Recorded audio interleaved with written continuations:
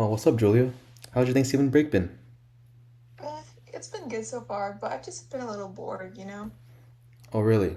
How about I cure your boredom? Are you down for an online jigsaw puzzle challenge? OMG, that sounds so fun right now. Okay, give me 1 second. Oh, here's the puzzle. Let me know when you're ready to go. Wow.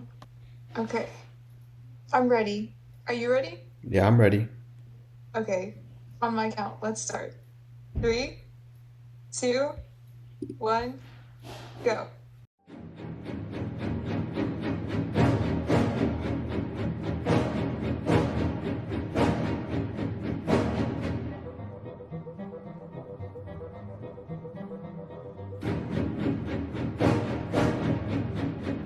Okay, I'm done.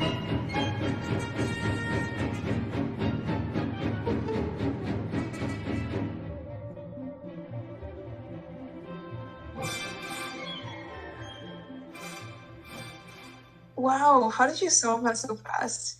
It took me forever. Well, so how did we finish the puzzle so fast? Well, we used some image processing techniques like thresholding, edge detection, and created some custom algorithms. We also created special datasets to teach our neural network how to tell apart puzzle edges and determine if those edges would match well with others. To start the puzzle, we needed to get pieces, so we began by isolating each puzzle from the background using Sobel and Canny edge detection. However, prior to this edge detection, we addressed discrepancies in image intensity through thresholding to reduce unwanted grayscale noise. It was important that the colors in the picture between the puzzle edges and the background were distinct.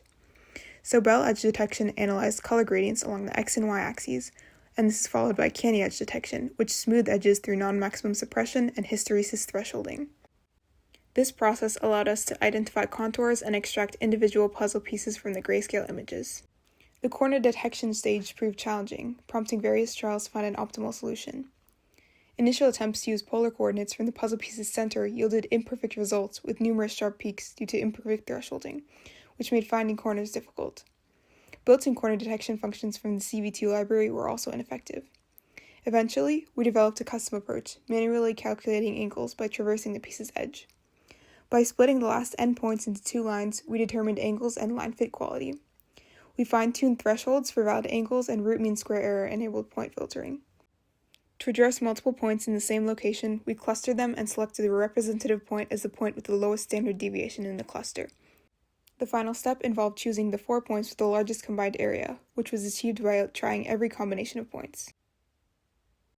Using the corners, we create edge images. Then, we classify them into heads, holes, or flats by training a multi-class linear regression model. We created our dataset by taking the relative change in the height of the edges as we moved along the edge and hand-labeled thousands of them. Then we used interpolation techniques to equalize the length of each edge array, followed by normalization. After tuning the model, we were able to get an accuracy of over 99.8%. To avoid overfitting, we used cross-validation. To find matching edges, we used transfer learning. First, we created all combinations of two edges and manually labeled them if they were a match or not.